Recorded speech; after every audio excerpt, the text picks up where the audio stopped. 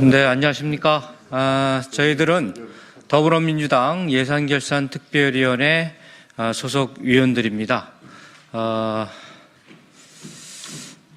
국민의힘 권성동 원내대표를 비롯해서 많은 국민의힘 의원들과 또 비상계엄 전에 윤석열 대통령도 우리 민주당이 예결위에서 자체 통과시킨 예산안에 대해서 뭔가 집단 망상에 걸린 것처럼 오해와 왜곡과 그리고 제대로 된 내용들을 알지 못하고 있다라는 그런 인식이 있었습니다. 어제 권성동 대표의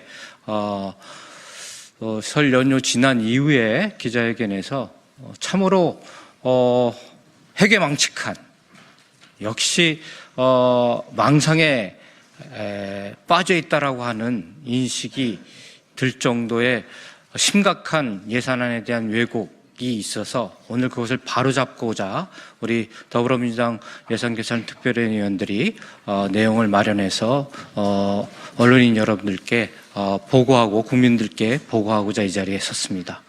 그럼 바로 저희가 준비한 기자회견문을 낭독하도록 하겠습니다. 다소 내용이 길지만 경청해 주시면 감사하겠습니다.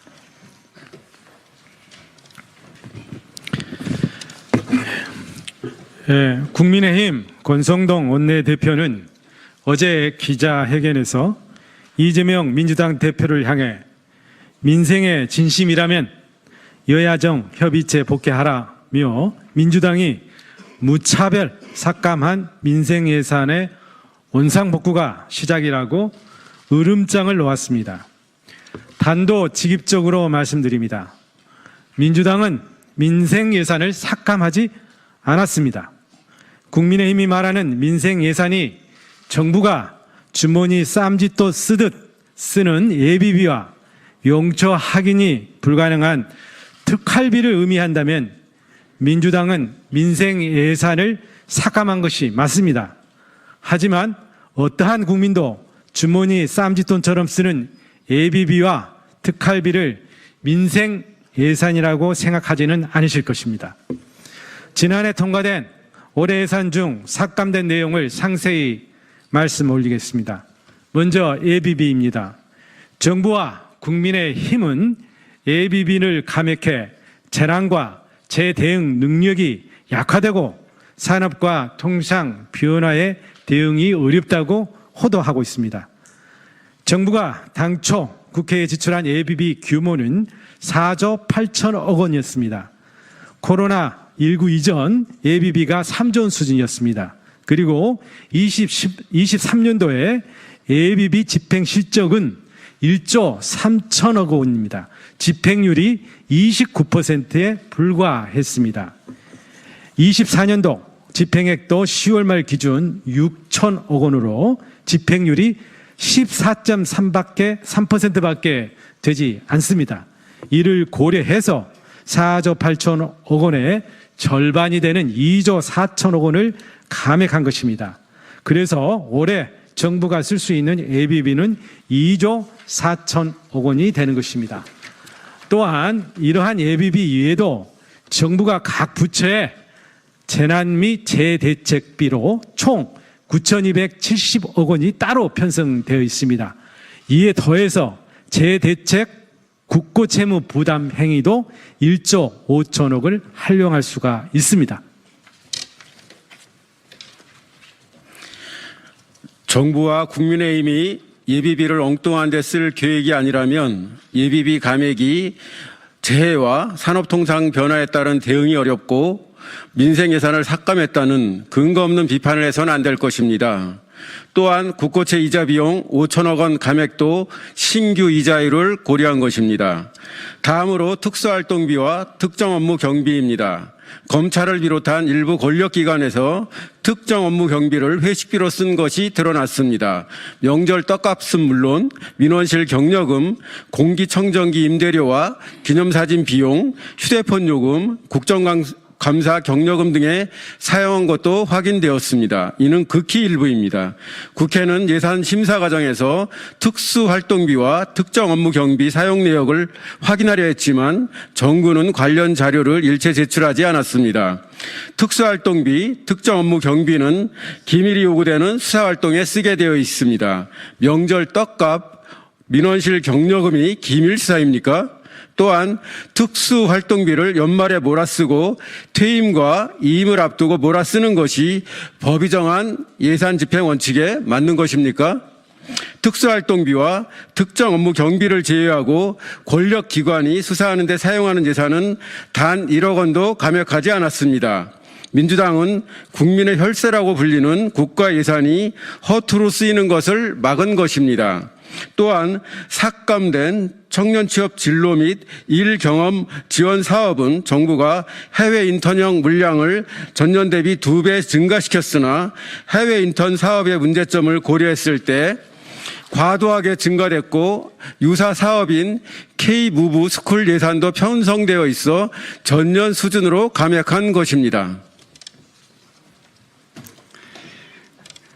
아동발달 지원 계좌 사업은 연초부터 모든 차상위 계층 아동이 가입한다는 전제로 정부가 예산을 편성했는데 24년 기초생활 수급 대상 아동 중 65%만 사업에 참가하는 등 가입 추이가 목표보다 저조에 이에 해당하는 14%를 감액한 것입니다. 아이 돌봄을 지원하는 돌봄 수당 역시 아이 돌봄 인력이 확보되지 않아 집행되지 않은 불용액을 고려해 감액했습니다. 민주당은 법에 정한 바에 따라 집행률이 저조한 사업, 사업 계획이 미흡한데 과도하게 책정된 사업, 수혜 대상을 과하게 추계한 사업만 적정 수준의 감액을 했다는 점을 말씀드립니다. 국민의힘과 윤석열 정부는 민생을 이야기합니다. 하지만 무자비하게 민생 예산을 삭감한 것은 오히려 윤석열 정부입니다. 지난해 지출 대비 올해 예산안에서 가장 많이 감액된 사업은 임대주택 출자 및 융자 예산입니다. 삭감액이 무려 2조 5천억 원에 달합니다. 집 없는 서민의 보금자리를 윤석열 정부가 빼앗아간 것입니다. 고교 무상교육 예산 5천억 원, 에너지 취약계층 쿠폰 지급을 위한 에너지 지원 정책 3천억 원, 지역화폐 예산 3천억 원, 공공어린이 재활병원 국비 지원 예산을 전혀 반영하지 않았습니다. 노동약자를 지원하는 무료 법률 지원 서비스 예산도 2년 연속 삭감했고 어린이 통학버스 연구비도 삭감했습니다. 고금리, 고물가로 내수 침체가 심각한 상황에서 정부는 가계지출 부담을 경감시키고 소비를 진작해야 하지만 윤석열 정부는 온누리 상품권 발행 규모를 지난해 5조 원에서 5천억 늘어난 5조 5천억으로 확대하는 데 그쳤습니다. 윤석열 정부의 행정안전부에서도 지난해 1월 보도자료를 내며 고금리, 고물가 등으로 어려운 지역 경제가 빠르게 회복하는 데 기여한다고 밝힌 지역화폐 예산을 반영하지 않았습니다. 윤석열 정부 예산안에 민생이란 두 글자는 없었습니다. 윤석열 정부 예산안에 국민이란 두 글자는 없었습니다. 국회가 통과시킨 올해 예산은 지난해 정부안에서 4조 1천억을 삭감한 것입니다. 올해 정부 예산 총액 대비 0.6%에 불과합니다.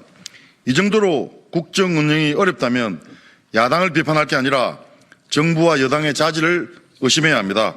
다시 말씀드립니다. 민주당은 법이 정한 테두리 안에서 집행이 저조하거나 예산이 과도 추계된 사업을 조정한 것입니다. 예비비와 특갈비, 특정 업무 경비는 국민이 낸 세금이 올바르게 사용되도록 바로잡은 것입니다. 국민의힘은 여당으로서 정부의 부적정한 예산을 제대로 심의하지 않은 점, 내란 세력의 허무맹랑한 주장에 편성해 국회의 권위를 스스로 실추시킨 점부터 반성하고 사과하기 바랍니다. 네, 민주당은 위헌적이고 불법적인 내란으로 인한 경제 위기가 심각해짐을 꾸준히 말씀드리고 추경 편성이 무엇보다 중요하고 시급하다고 얘기해 왔습니다. 국정협의체 개최도 먼저 지속적으로 요구했습니다. 이미 늦었습니다. 정말 많이 늦었습니다. 중소기업, 소상공인, 자영업자, 민생경제 모든 영역이 위기입니다. 권성동 대표를 비롯한 국민의힘 지도부는 내란 속의 윤석열이 구속된 구치소를 찾아갈 때가 아닙니다. 한국 정치의 한 축을 이루었던 거대 보수 정당이 국민과 민생을 외면하고 대한민국의 국격을 추락시키며 국민의 생명과 안전을 위협한 내란 우두머리를 찾아간다는 것은 국민의힘이 아닌 윤석열의 힘, 내란 세력의 힘이 되겠다는 것밖에 보이지 않습니다. 신속한 추경 편성, 민생법안 처리, 국정협의체 운영에 적극 나서는 것이 국민과 민생을 살리는 길이고 내란 세력과 결별하는 첫걸음입니다. 권성동 원내대표를 비롯한 국민의힘은 이 점을 꼭 명심하기 바랍니다. 2025년 2월 3일 더불어민주당 예산결산특별위원회 위원 감사합니다.